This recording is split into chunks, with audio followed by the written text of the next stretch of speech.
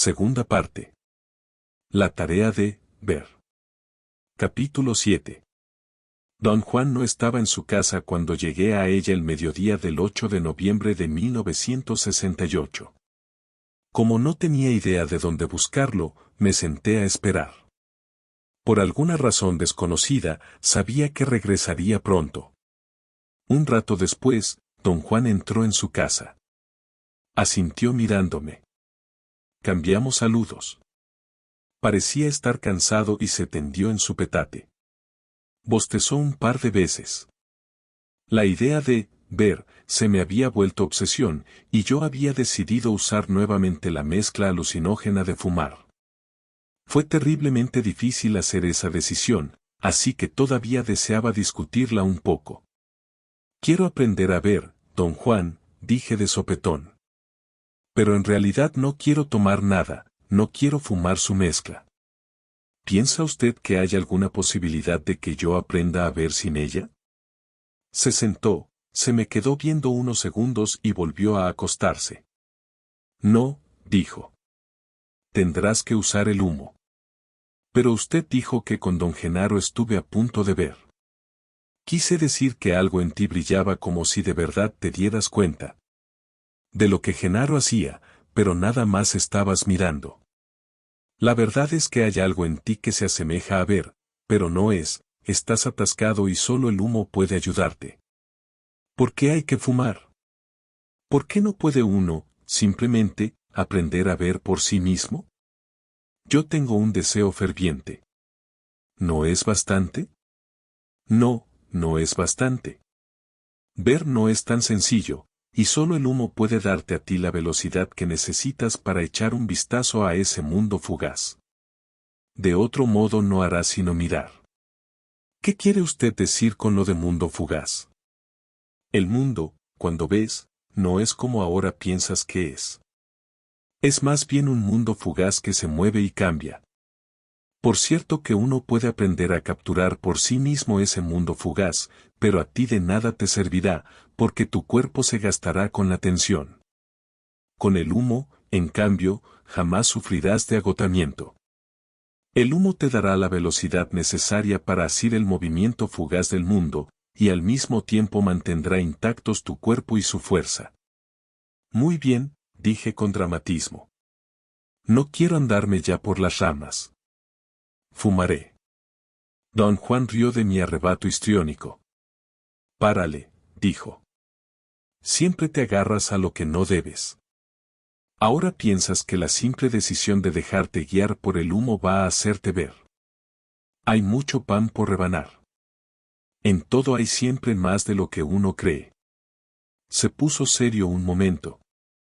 He tenido mucho cuidado contigo, y mis actos han sido deliberados, dijo, porque es el deseo de Mezquelito que comprendas mi conocimiento. Pero ahora sé que no tendré tiempo de enseñarte todo lo que quiero. Nada más tendré tiempo de ponerte en el camino, y confío en que buscarás del mismo modo que yo busqué. Debo admitir que eres más indolente y más terco que yo. Pero tienes otras ideas, y la dirección que seguirá tu vida es algo que no puedo predecir. El tono deliberado de su voz, algo en su actitud, despertaron en mí un viejo sentimiento, una mezcla de miedo, soledad y expectativa. Pronto sabremos cómo andas, dijo crípticamente. No dijo nada más. Tras un rato salió de la casa. Lo seguí y me paré frente a él, no sabiendo si sentarme o si descargar unos paquetes que le había traído. ¿Será peligroso?, pregunté, solo por decir algo. Todo es peligroso, respondió. Don Juan no parecía dispuesto a decirme ninguna otra cosa, reunió unos bultos pequeños que estaban apilados en un rincón y los puso en una bolsa de red. No ofrecí ayudarlo por saber que si quisiera mi ayuda la habría pedido. Luego se acostó en su petate. Me dijo que me calmase y descansara. Me acosté en mi petate y traté de dormir, pero no estaba cansado. La noche anterior había parado en un motel y dormido hasta mediodía, sabiendo que en solo 3 horas de viaje llegaría a la casa de don Juan. Él tampoco dormía. Aunque sus ojos estaban cerrados, noté un movimiento de cabeza rítmico, casi imperceptible. Se me ocurrió la idea de que tal vez canturreaba para sí mismo. «Comamos algo», dijo de pronto don Juan, y su voz me hizo saltar. «Vas a necesitar toda tu energía. Debes estar en buena forma». Preparó sopa, pero yo no tenía hambre. Al siguiente día, 9 de noviembre, don Juan solo me dejó comer un bocado y me dijo que descansara. Estuve acostado toda la mañana, pero sin poder relajarme. No imaginaba qué tenía en mente don Juan y, peor aún, no me hallaba seguro de lo que yo mismo tenía en mente. A eso de las 3 de la tarde, estábamos sentados bajo su ramada. Yo tenía mucha hambre. Varias veces había sugerido que comiéramos, pero don Juan había rehusado. «Llevas 3 años sin preparar tu mezcla», dijo de repente. «Tendrás que fumar mi mezcla, así que digamos que la he juntado para ti. Solo necesitarás un poquito. Llenaré una vez el cuenco de la pipa. Te lo fumas todo y luego descansas. Entonces vendrá el guardián del otro mundo. No harás nada más que observarlo. Observa cómo se mueve, observa todo lo que hace. Tu vida puede depender de lo bien que vigiles». Don Juan había dejado caer sus instrucciones en forma tan abrupta que no supe qué decir, ni siquiera qué pensar. Mascullé incoherencias durante un momento. No podía organizar mis ideas. Finalmente, pregunté la primera cosa clara que me vino a la mente. «¿Quién es ese guardián?» Don Juan se negó, de plano, a participar en conversación, pero yo estaba demasiado nervioso para dejar de hablar e insistí desesperadamente en que me hablara del guardián. «Ya lo verás», dijo con despreocupación. «Custodia el otro mundo». «¿Qué mundo? ¿El mundo de los muertos?» «No es el mundo de los muertos ni el mundo de nada. Solo es otro mundo. No tiene caso hablarte de él. Velo tú mismo». Con eso, don Juan entró en la casa. Lo seguí a su cuarto. «Espere, espere, don Juan. ¿Qué va usted a hacer?» No respondió. Sacó su pipa de un envoltorio y tomó asiento en un petate en el centro de la habitación, mirándome inquisitivo. Parecía esperar mi consentimiento. «Eres medio tonto», dijo con suavidad. «No tienes miedo. Nada más dices que tienes miedo». Meneó lentamente la cabeza de lado a lado. Luego tomó la bolsita de la mezcla de fumar y llenó el cuenco de la pipa. «Tengo miedo, don Juan.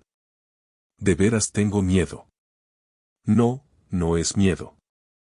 Traté con desesperación de ganar tiempo e inicié una larga discusión sobre la naturaleza de mis sentimientos. Mantuve con toda sinceridad que tenía miedo, pero él señaló que yo no jadeaba ni mi corazón latía más rápido que de costumbre. Pensé unos momentos en lo que había dicho. Se equivocaba, yo sí tenía muchos de los cambios físicos que suelen asociarse con el miedo, y me hallaba desesperado. Un sentido de condenación inminente permeaba todo en mi derredor.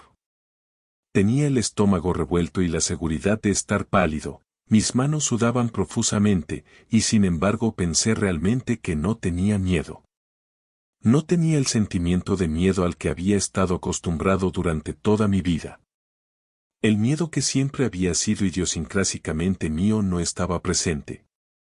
Hablaba caminando de un lado a otro frente a don Juan, que seguía sentado en el petate, sosteniendo su pipa y mirándome en forma inquisitiva, y al considerar el asunto llegué a la conclusión de que lo que sentía, en vez de mi miedo usual, era un profundo sentimiento de desagrado, una incomodidad ante la mera idea de la confusión creada por la ingestión de plantas alucinógenas.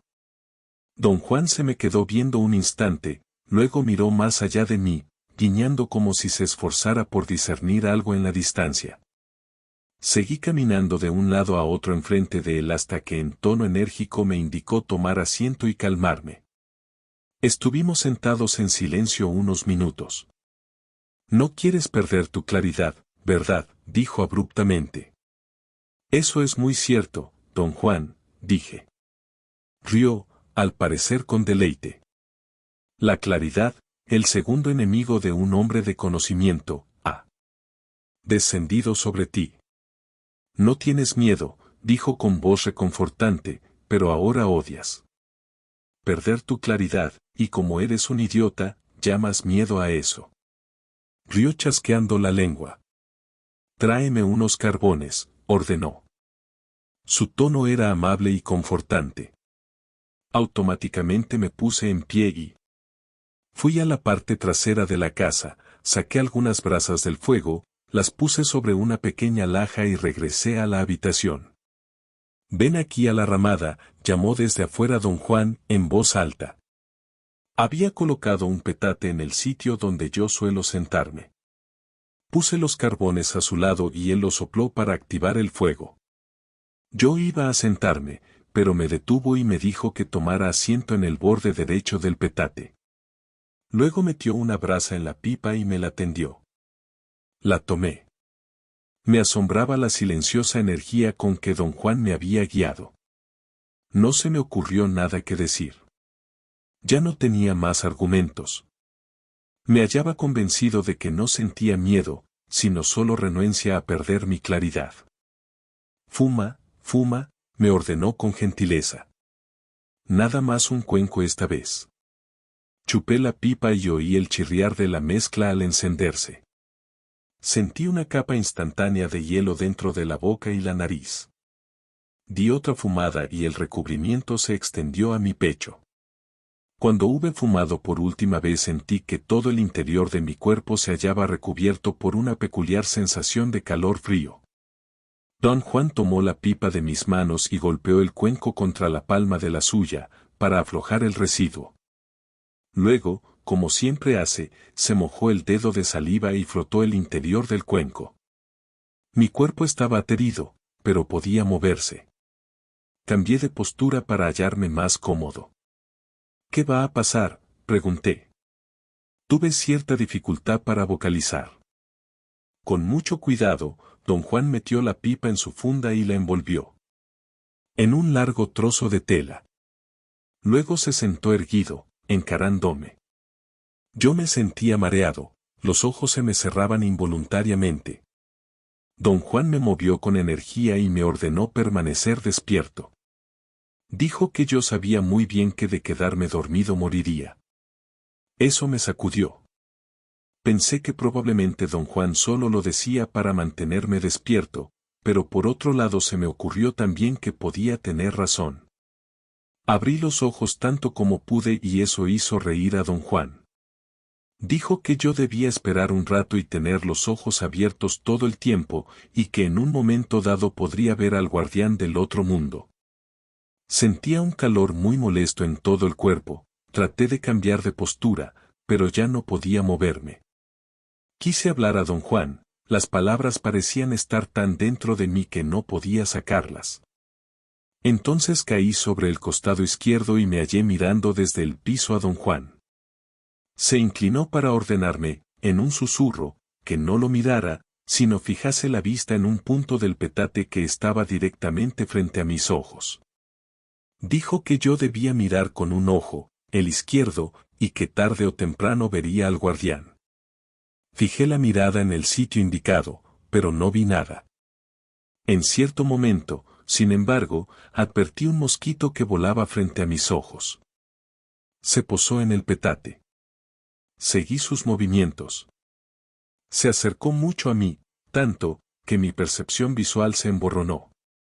Y entonces, de pronto, sentí como si me hubiera puesto de pie. Era una sensación muy desconcertante que merecía algo de cavilación, pero no había tiempo para ello. Tenía la sensación total de estar mirando al frente desde mi acostumbrado nivel ocular, y lo que veía estremeció la última fibra de mi ser. No hay otra manera de describir la sacudida emocional que experimenté. Allí mismo, encarándome, a poca distancia, había un animal gigantesco y horrendo. Algo verdaderamente monstruoso. Ni en las más locas fantasías de la ficción había yo encontrado nada parecido. Lo miré con desconcierto absoluto y extremo. Lo primero que en realidad noté fue su tamaño. Pensé, por algún motivo, que debía de tener casi 30 metros de alto. Parecía hallarse en pie, erecto, aunque yo no podía saber cómo se tenía en pie. Luego, noté que tenía alas, 2 alas cortas y anchas. En ese punto tomé conciencia de que insistía en examinar al animal como si se tratase de una visión ordinaria, es decir, lo miraba. Sin embargo, no podía realmente mirarlo en la forma en que me hallaba acostumbrado a mirar. Me di cuenta de que, más bien, notaba yo cosas de él, como si la imagen se aclarara conforme se añadían partes. Su cuerpo estaba cubierto por mechones de pelo negro. Tenía un hocico largo y babeaba. Sus ojos eran saltones y redondos, como 2 enormes pelotas blancas. Entonces empezó a batir las alas. No era el aleteo de un pájaro, sino una especie de tremor parpadeante, vibratorio. Ganó velocidad y empezó a describir círculos frente a mí, más que volar, se deslizaba, con asombrosa rapidez y agilidad, a unos cuantos centímetros del piso. Durante un momento me hallé abstraído en observarlo. Pensé que sus movimientos eran feos, y sin embargo su velocidad y soltura eran espléndidas. Dio 2 vueltas en torno mío, vibrando las alas, y la baba que caía de su boca volaba en todas direcciones. Luego giró sobre sí mismo y se alejó a una velocidad increíble, hasta desaparecer en la distancia. Miré fijamente en la dirección que había seguido, pues no me era posible hacer nada más. Tenía una peculiarísima sensación de pesadez, la sensación de ser incapaz de organizar mis pensamientos en forma coherente. No podía irme. Era como si me hallara pegado al sitio. Entonces vi en la distancia algo como una nube, un instante después la bestia gigantesca daba vueltas nuevamente frente a mí, a toda velocidad. Sus alas tajaron el aire cada vez más cerca de mis ojos, hasta golpearme. Sentí que las alas habían literalmente golpeado la parte de mí que estaba en ese sitio, fuera la que fuera. Grité con toda mi fuerza, invadido por uno de los dolores más torturantes que jamás he sentido. Lo próximo que supe fue estar sentado en mi petate, don Juan me frotaba la frente. Frotó con hojas mis brazos y piernas, luego me llevó a una zanja de irrigación detrás de su casa, me quitó la ropa y me sumergió por entero, me sacó y volvió a sumergirme una y otra vez. Mientras yo yacía en el fondo, poco profundo, de la zanja, don Juan me jalaba de tiempo en tiempo el pie izquierdo y daba golpecitos suaves en la planta. Tras un rato sentí un cosquilleo. Él lo advirtió y dijo que yo estaba bien. Me puse la ropa y regresamos a su casa. Volví a sentarme en mi petate y traté de hablar, pero me sentí incapacitado de concentrarme en lo que quería decir, aunque mis pensamientos eran muy claros. Asombrado, tomé conciencia de cuánta concentración se necesitaba para hablar. También noté que, para decir algo, tenía que dejar de mirar las cosas. Tuve la impresión de que me hallaba enredado en un nivel muy profundo y cuando quería hablar tenía que salir a la superficie como un buceador, tenía que ascender como si me jalaran mis palabras. 2 veces logré incluso aclararme la garganta en una forma perfectamente ordinaria. Pude haber dicho entonces lo que deseaba decir, pero no lo dije. Preferí permanecer en el extraño nivel de silencio donde podía limitarme a mirar. Tuve el sentimiento de que empezaba a conectarme con lo que don Juan llamaba ver, y eso me hacía muy feliz. Después, don Juan me dio sopa y tortillas y me ordenó comer. Pude hacerlo sin ningún problema y sin perder lo que yo consideraba mi poder de ver. Enfoqué los ojos en todo lo que me rodeaba. Estaba convencido de que podía ver todo, y sin embargo el mundo se miraba igual, hasta donde me era posible juzgar. Pugné por ver, hasta que la oscuridad fue completa. Finalmente me cansé y me dormí. Desperté cuando don Juan me cubrió con una frazada. Tenía jaqueca y estaba mal del estómago. Tras un rato me sentí mejor y dormí tranquilamente hasta el día siguiente. A la mañana, era de nuevo yo mismo. Ansioso, pregunté a don Juan, ¿qué cosa me ocurrió? Don Juan rió, taimado. Fuiste a buscar al cuidador y claro que lo hallaste, dijo. ¿Pero qué era, don Juan? El guardián, el cuidador, el centinela del otro mundo, dijo don Juan, concretando. Intenté narrarle los detalles de esa bestia fea y portentosa, pero él hizo caso omiso, diciendo que mi experiencia no era nada especial, que cualquiera podía hacer eso. Le dije que el guardián había sido para mí un choque tal, que todavía no me era posible pensar realmente en él. Don Juan rió e hizo burla de lo que llamó una inclinación demasiado dramática de mi naturaleza. Esa cosa, fuera lo que fuera, me lastimó, dije. Era tan real como usted y yo. Claro que era real. Te hizo doler, ¿no? Al rememorar la experiencia creció mi excitación. Don Juan me pidió calma. Luego me preguntó si de veras había tenido miedo del guardián, enfatizó él, de veras. Estaba yo petrificado, dije. Jamás en mi vida he experimentado un susto tan imponente. ¿Qué va? Dijo, riendo. No tuviste tanto miedo. Le juro, dije con fervor genuino, que de haberme podido mover habría corrido como histérico. Mi aseveración le pareció graciosa y le causó risa. ¿Qué caso tenía el hacerme ver esa monstruosidad, don Juan? Se puso serio y me contempló. Era el guardián, dijo. Si quieres ver, debes vencer al guardián. Pero ¿cómo voy a vencerlo, don Juan? Ha de tener unos 30 metros de alto. Don Juan rió con tantas ganas que las lágrimas rodaron por sus mejillas. ¿Por qué no me deja decirle lo que vi, para que no haya malentendidos? Dije.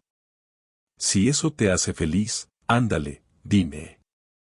Narré cuanto podía recordar, pero eso no pareció alterar su humor. Sigue sin ser nada nuevo, dijo sonriendo. Pero ¿cómo espera usted que yo venza una cosa así? ¿Con qué?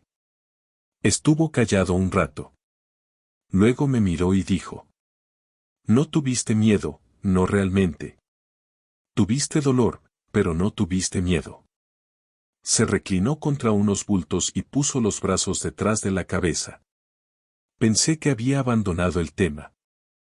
Sabes, dijo de pronto, mirando el techo de la ramada, cada hombre puede ver al guardián. Y el guardián es a veces, para algunos de nosotros, una bestia imponente del alto del cielo. Tienes suerte, para ti fue nada más de 30 metros. Y sin embargo, su secreto es tan simple. Hizo una pausa momentánea y tarareó una canción ranchera. El guardián del otro mundo es un mosquito, dijo despacio, como si midiera el efecto de sus palabras. ¿Cómo dijo usted? El guardián del otro mundo es un mosquito, repitió. Lo que encontraste ayer era un mosquito, y ese mosquito te cerrará el paso hasta que lo venzas. Por un momento no creí lo que don Juan decía, pero al rememorar la secuencia de mi visión hube de admitir que en cierto momento me hallaba mirando un mosquito, y un instante después tuvo lugar una especie de espejismo y me encontré mirando la bestia. Pero ¿cómo pudo lastimarme un mosquito, don Juan?, pregunté, verdaderamente confundido. No era un mosquito cuando te lastimó, dijo él, era el guardián del otro mundo. Capaz algún día tengas el valor de vencerlo. Ahora no, ahora es una bestia babeante de 30 metros. Pero no tiene caso hablar de eso. Parársele enfrente no es ninguna hazaña, así que si quieres conocer más a fondo, busca otra vez al guardián. 2 días más tarde, el 11 de noviembre, fumé nuevamente la mezcla de don Juan. Le había pedido dejarme fumar de nuevo para hallar al guardián. No se lo pedí en un arranque momentáneo, sino después de larga deliberación. Mi curiosidad con respecto al guardián era desproporcionadamente mayor que mi miedo, o que la desazón de perder mi claridad. El procedimiento fue el mismo. Don Juan llenó una vez el cuenco de la pipa, y cuando hube terminado todo el contenido la limpió y la guardó. El efecto fue marcadamente más lento. Cuando empecé a sentirme un poco mareado, don Juan se acercó y, sosteniendo mi cabeza en sus manos, me ayudó a acostarme sobre el lado izquierdo. Me dijo que estirara las piernas y me relajara, y luego me ayudó a poner el brazo derecho frente a mi cuerpo, al nivel del pecho. Volteó mi mano para que la palma presionara contra el petate y dejó que mi peso descansara sobre ella. No hice nada por ayudarlo ni por estorbarlo, pues no supe qué estaba haciendo. Tomó asiento frente a mí y me dijo que no me preocupara por nada. Dijo que el guardián vendría, y que yo tenía un asiento de primera fila para verlo. Añadió, en forma casual, que el guardián podía causar gran dolor, pero que había un modo de evitarlo. 2 días atrás, dijo, me había hecho sentarme al juzgar que yo ya tenía suficiente. Señaló mi brazo derecho y dijo que lo había puesto deliberadamente en esa posición para que yo pudiera usarlo como una palanca con la cual impulsarme hacia arriba cuando así lo deseara. Cuando hubo terminado de decirme todo eso, mi cuerpo estaba ya adormecido por completo. Quise presentar a su atención el hecho de que me sería imposible empujarme hacia arriba porque había perdido el control de mis músculos. Traté de vocalizar las palabras, pero no pude. Sin embargo, él parecía habérseme anticipado, y explicó que el truco estaba en la voluntad. Me instó a recordar la ocasión, años antes, en que yo había fumado los hongos por vez primera. En dicha ocasión caí al suelo y salté a mis pies nuevamente por un acto de lo que él llamó, en ese entonces, mi voluntad. Me levanté con el pensamiento. Dijo que esa era, de hecho, la única manera posible de levantarse. Lo que decía me resultaba inútil, pues yo no recordaba lo que en realidad había hecho años antes. Tuve un avasallador sentido de desesperación y cerré los ojos. Don Juan me aferró por el cabello, sacudió vigorosamente mi cabeza y me ordenó, imperativo, no cerrar los ojos. No solo los abrí, sino que hice algo que me pareció asombroso. Dije. No sé cómo me levanté aquella vez. Quedé sobresaltado. Había algo muy monótono en el ritmo de mi voz, pero claramente se trataba de mi voz, y sin embargo creí con toda honestidad que no podía haber dicho eso, porque un minuto antes me hallaba incapacitado para hablar. Miré a don Juan. Él volvió el rostro hacia un lado y rió. Yo no dije eso, dije. Y de nuevo me sobresaltó mi voz. Me sentí exaltado. Hablar bajo estas condiciones se volvía un proceso regocijante. Quise pedir a don Juan que explicara mi habla, pero me descubrí nuevamente incapaz de pronunciar una sola palabra. Luché con fiereza por dar voz a mis pensamientos, pero fue inútil. Desistí y en ese momento, casi involuntariamente, dije. ¿Quién habla? ¿Quién habla? Esa pregunta causó tanta risa a don Juan que en cierto momento se fue de lado. Al parecer me era posible decir cosas sencillas, siempre y cuando supiera exactamente qué deseaba decir. ¿Estoy hablando? ¿Estoy hablando?, pregunté. Don Juan me dijo que, si no dejaba yo mis juegos, saldría a acostarse bajo la ramada y me dejaría solo con mis payasadas. No son payasadas, dije.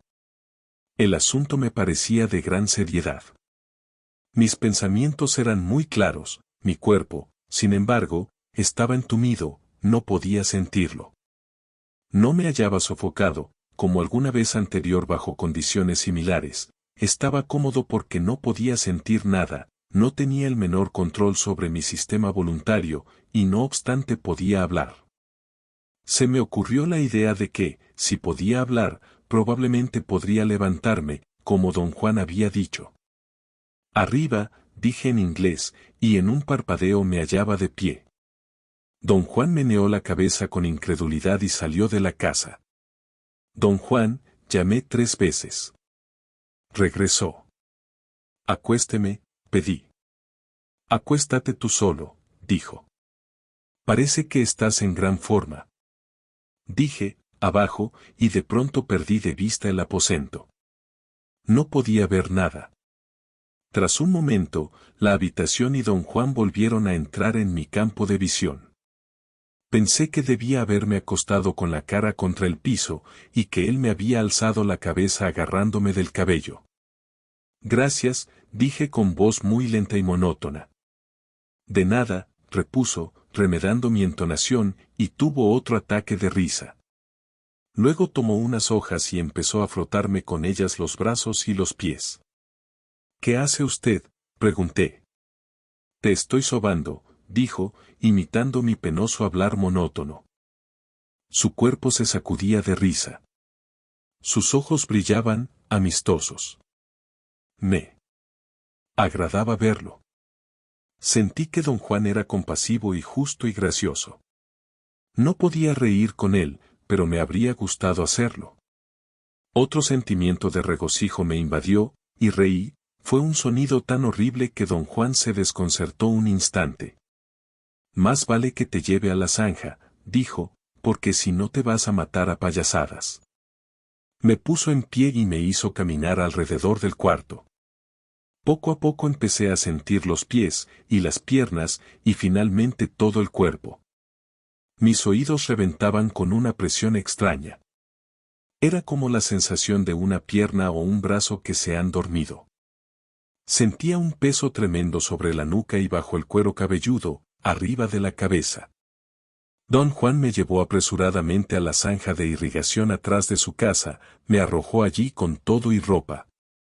El agua fría redujo gradualmente la presión y el dolor, hasta que desaparecieron por entero.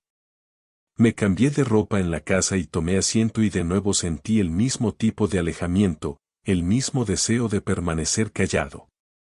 Pero esta vez noté que no era claridad de mente ni poder de enfocar, más bien era una especie de melancolía y una fatiga física. Por fin, me quedé dormido. 12 de noviembre, 1968.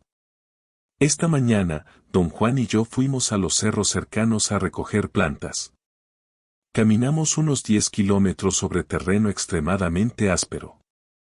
Me cansé mucho. Nos sentamos a descansar, a iniciativa mía, y él abrió una conversación diciendo que se hallaba satisfecho de mis progresos. Ahora sé que era yo quien hablaba, dije, pero en esos momentos podría haber jurado que era alguien más. Eras tú, claro, dijo. ¿Por qué no pude reconocerme? Eso es lo que hace el humito. Uno puede hablar sin darse cuenta, uno puede moverse miles de kilómetros y tampoco darse cuenta. Así es también como se pueden atravesar las cosas. El humito se lleva el cuerpo y uno está libre, como el viento, mejor que el viento, al viento lo para una roca o una pared o una montaña. El humito lo hace a uno tan libre como el aire, quizás hasta más libre. El aire se queda encerrado en una tumba y se vicia, pero con la ayuda del humito nada puede pararlo a uno ni encerrarlo. Las palabras de don Juan desataron una mezcla de euforia y duda. Sentí una incomodidad avasalladora, una sensación de culpa indefinida. ¿Entonces uno de verdad puede hacer todas esas cosas, don Juan? ¿Tú qué crees?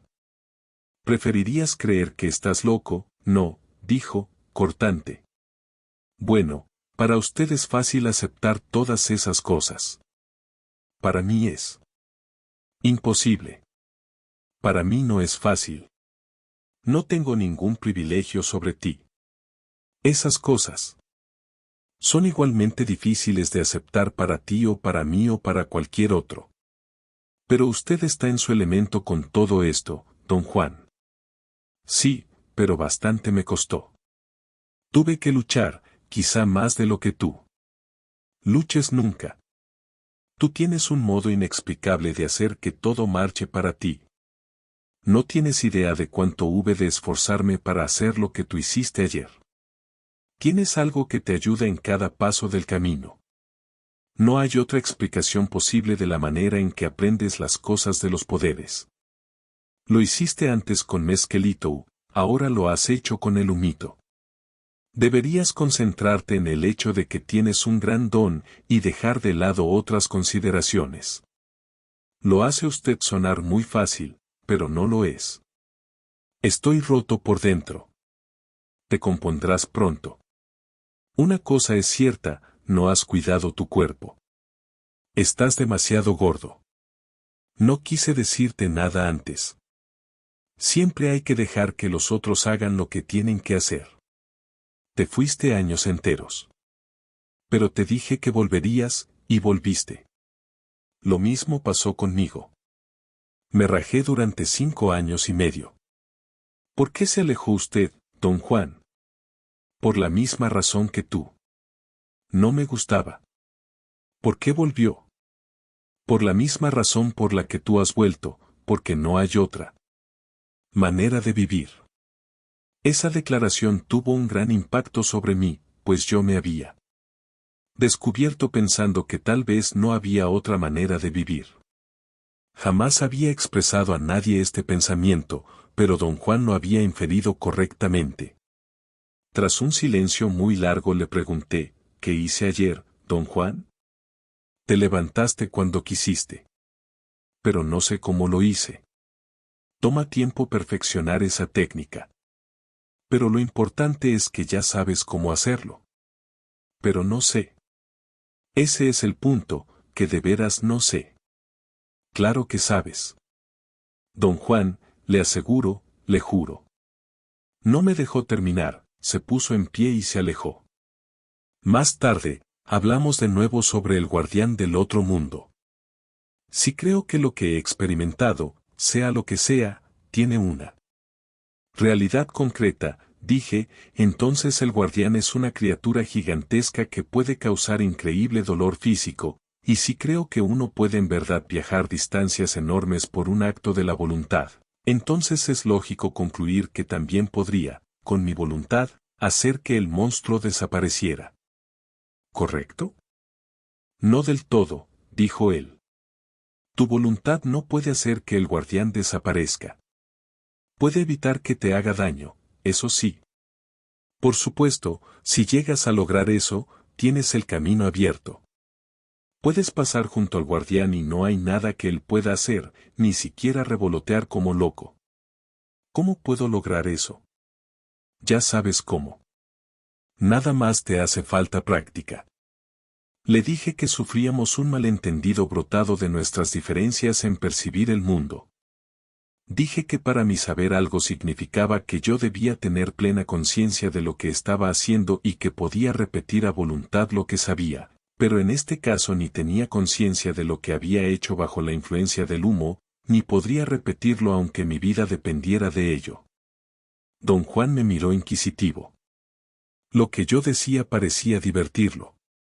Se quitó el sombrero y se rascó las sienes, como hace cuando desea fingir desconcierto. ¿De veras sabes hablar sin decir nada? No, dijo, riendo. Ya te lo he dicho, hay que tener un empeño inflexible para llegar a ser hombre de conocimiento. Pero tú pareces tener el empeño de confundirte con acertijos. Insistes en explicar todo como si el mundo entero estuviera hecho de cosas que pueden explicarse. Ahora te enfrentas con el guardián y con el problema de moverte usando tu voluntad. ¿Alguna vez se te ha ocurrido que, en este mundo, solo unas cuantas cosas pueden explicarse a tu modo? Cuando yo digo que el guardián te cierra realmente el paso y que podría sacarte el pellejo, sé lo que estoy diciendo. Cuando digo que uno puede moverse con su voluntad, también sé lo que digo. Quise enseñarte, poco a poco, cómo moverse, pero entonces me di cuenta de que sabes cómo hacerlo aunque digas que no. Pero de veras no sé cómo, protesté. Si sabes, idiota, dijo con severidad, y luego sonrió. Esto me hace acordar la vez que alguien puso a aquel muchacho Julio en una máquina segadora, sabía cómo manejarla aunque jamás lo había hecho antes. Sé a lo que se refiere usted, don Juan, de cualquier modo, siento que no podría hacerlo de nuevo, porque no estoy seguro de qué cosa hice. Un brujo charlatán trata de explicar todo en el mundo con explicaciones de las que no está seguro, dijo, así que todo sale siendo brujería. pero tú andas igual. También quieres explicarlo todo a tu manera, pero tampoco estás seguro de tus explicaciones.